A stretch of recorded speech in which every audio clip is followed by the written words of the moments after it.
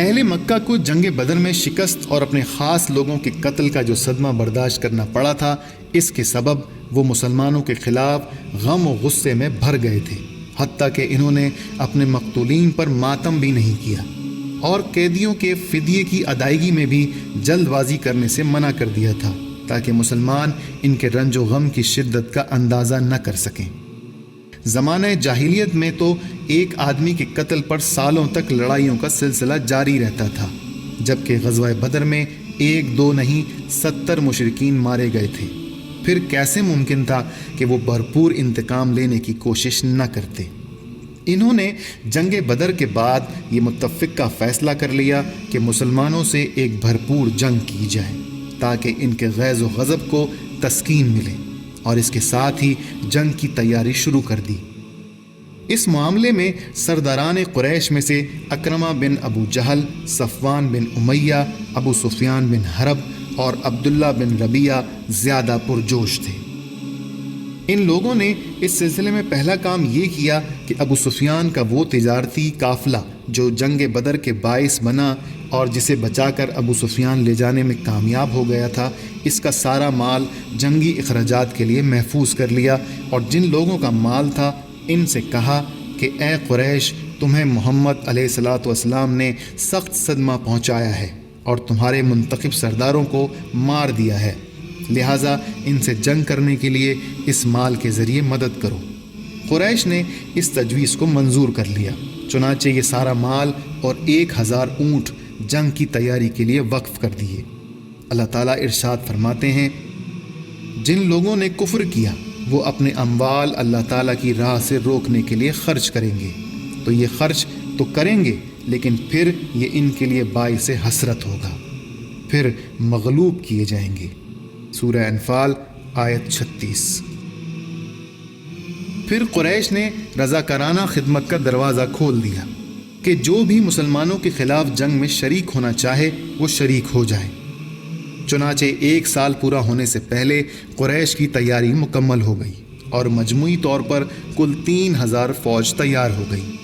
قریش کے سرداروں نے تجویز پیش کی کہ جنگ میں عورتیں بھی جائیں گی، چنانچہ اس لشکر میں عورتیں بھی شامل ہوئیں جن کی تعداد 15 تھی۔ لڑائیوں میں ثابت قدمی اور جوش جنگ کا بڑا ذریعہ خواتین تھیں۔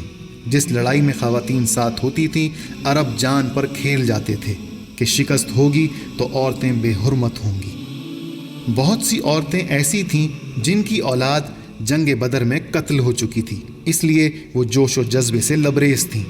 انہوں نے منتیں مانی تھیں کہ اس جنگ کے ذریعے اپنی اولاد کے قتل کا بدلہ لیں گی۔ غرض جب فوجیں تیار ہوئیں تو معزز گھرانوں کی عورتیں بھی فوج میں شامل ہو گئیں۔ غزوہ بدر میں کفار مکہ کا سب سے زیادہ نقصان حضرت حمزہ کے ہاتھوں ہوا تھا۔ حضرت حمزہ نے حمزہ کے باپ عتبہ کو جنگ بدر میں قتل کیا تھا۔ جبیر بن ماتم کا چچا بھی حضرت حمزہ کے ہاتھ سے مارا گیا، اس لیے ان کے قتل کا باقاعدہ منصوبہ بنایا گیا۔ حمزہ نے جبیر کے حبشی غلام وحشی کو، جو حربہ بازی بلم میں کمال رکھتا تھا، حضرت حمزہ کے قتل پر آمادہ کیا، اور یہ طے ہوا کہ جنگ کے بعد حبشی کو آزاد کر دیا جائے گا۔ وحشی کے انتخاب کی وجہ یہ تھی کہ مشرکین جانتے تھے کہ حضرت حمزہ کے ساتھ روبرو مقابلہ ممکن نہیں۔ وحشی دور سے بلم پھینکا کرتا تھا اور اس فن میں ایسا ماہر تھا کہ اس کا پھینکا ہوا بلم نشانے پر لگتا تھا۔ سواری اور بار برداری کے لیے 3000 اونٹ تھے اور فوج کے لیے 200 گھوڑے تھے۔ ان گھوڑوں کو تازہ دم رکھنے کے لیے ان پر سواری نہیں کی گئی۔ حفاظتی ہتھیاروں میں 700 زرہیں تھیں۔ ابو سفیان کو پورے لشکر کا سپہ سالار مقرر کیا گیا تھا۔ فوج کی کمان خالد بن ولید کو دی گئی اور اکرمہ بن ابو جہل کو ان کا معاون بنایا گیا۔ پرچم دستور کے مطابق قبیلہ بنی عبد الدار کو دیا گیا۔ حضرت عباس حضور علیہ الصلوۃ والسلام کے چچا گو اسلام لا چکے تھے لیکن اب تک مکے ہی میں مقیم تھے۔ حضرت عباس قریش کی اس ساری نقل و حرکت اور جنگی تیاریوں کا بڑی ہوشیاری اور گہرائی سے مطالعہ کر رہے تھے۔ چنانچہ جوں ہی لشکر حرکت میں آیا، حضرت عباس نے اس کی ساری تفصیلات پر مشتمل ایک خط حضور علیہ الصلوۃ والسلام کی خدمت میں بھیجا۔ خط لے جانے والے نے مکہ سے مدینے تک کا سفر 3 دن میں طے کیا اور خط حضور علیہ الصلوۃ والسلام کی خدمت میں پیش کر دیا۔ اس وقت حضور علیہ الصلوۃ والسلام مسجد قباء میں تشریف فرما تھے۔ یہ خط حضرت ابی بن قعب نے حضور علیہ الصلوۃ والسلام کو پڑھ کر سنایا۔ حضور علیہ الصلوۃ والسلام نے انہیں اس خط کو راز رکھنے کی تاکید فرمائی اور فوراً مدینے تشریف لے آئے۔ انصار اور مہاجرین کے بزرگوں سے صلاح و مشورہ کیا۔ اس کے بعد حضور علیہ الصلوۃ والسلام نے 5 شوال 3 ہجری کو 2 خبر رساں جن کا نام انس اور مونس تھے خبر لانے کے لیے بھیجا۔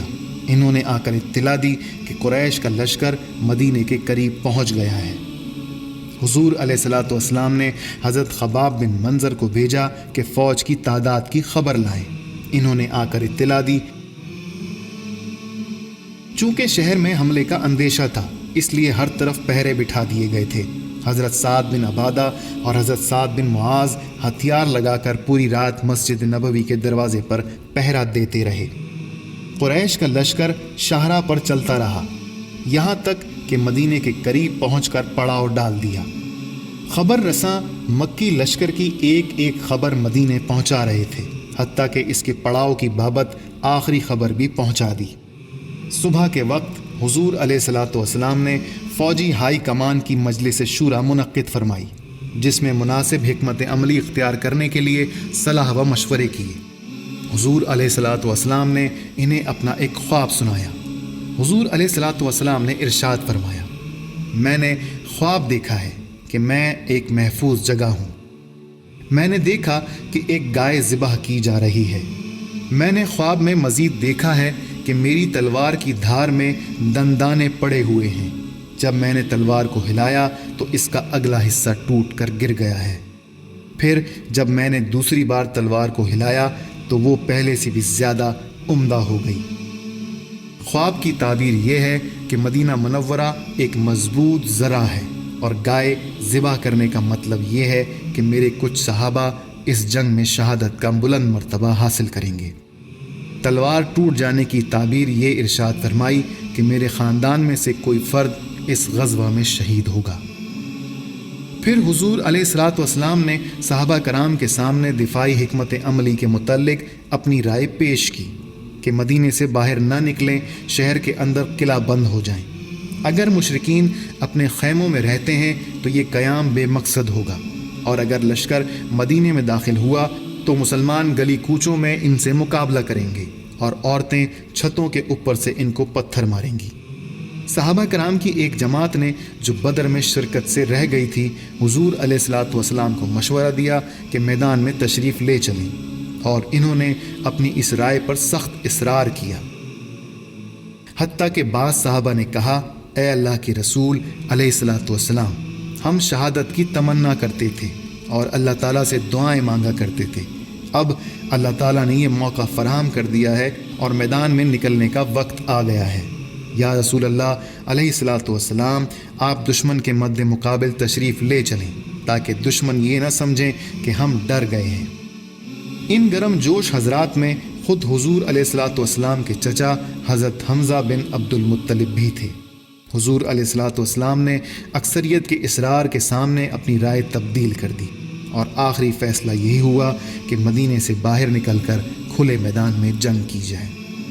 اس کے بعد حضور علیہ الصلوۃ والسلام نے جمعے کی نماز کی امامت کی اور وعظ اور نصیحت کی، جد و جہد کی ترغیب دی اور بتایا کہ صبر اور ثابت قدمی سے فتح حاصل ہو سکتی ہے۔ ساتھ ہی حکم دیا کہ دشمن سے مقابلے کے لیے تیار ہو جائیں۔ یہ سن کر لوگوں میں خوشی کی لہر دوڑ گئی۔ لشکر ترتیب دے دیا گیا۔ نماز عصر قائم فرمانے کے بعد حضور علیہ الصلوۃ والسلام حجرہ مبارک میں تشریف لے گئے اور ذرہ زیب تن فرما کر باہر تشریف لائے۔ اب صحابہ کرام کو ندامت محسوس ہوئی کہ ہم نے حضور علیہ الصلوۃ والسلام کی واضح رائے کے برخلاف مشورہ کر کے اچھا نہیں کیا۔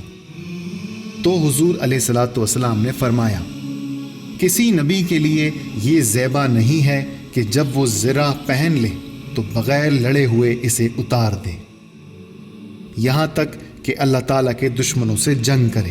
اب اللہ تعالیٰ کا نام لے کر چلو۔ اب جو کچھ میں تم سے کہتا ہوں اسے سنو اور عمل کرو، اور یاد رکھو کہ اگر تم لوگ صابر اور ثابت قدم رہے تو اللہ تعالیٰ کی فتح و نصرت تمہارے لیے ہے۔ حضور علیہ الصلاۃ والسلام نے لشکر کو 3 حصوں میں تقسیم فرمایا۔ نمبر 1، مہاجرین کا دستہ، اس کا پرچم حضرت معصب بن عمیر کو عطا کیا۔ قبیلہ اوس، انصار کا دستہ، اس کا علم حضرت اسید بن حزیر کو عطا فرمایا۔ قبیلہ خزرج، انصار کا دستہ، اس کا علم حضرت خباب بن منظر کو عطا فرمایا۔ پورا لشکر 1000 افراد پر مشتمل تھا، جن میں 100 زرہ پوش اور 50 شہسوار تھے۔ اس کے بعد کوچ کا اعلان فرما دیا اور لشکر نے شمال کا رخ کیا۔ حضرت سعد بن عبادہ اور حضرت سعد بن معاذ زرہ پہنے حضور علیہ الصلاۃ والسلام کے آگے آگے چل رہے تھے۔ اور جب اے رسول علیہ الصلاۃ والسلام صبح کے وقت تم اپنے گھر سے نکلے، مسلمانوں کے لیے لڑائی کی جگہیں مقرر اور درست کرتے تھے، اور خدا سننے والا، علم والا ہے۔ سورہ آل عمران آیت 121۔ اللہم صلی علی سیدنا و مولانا محمد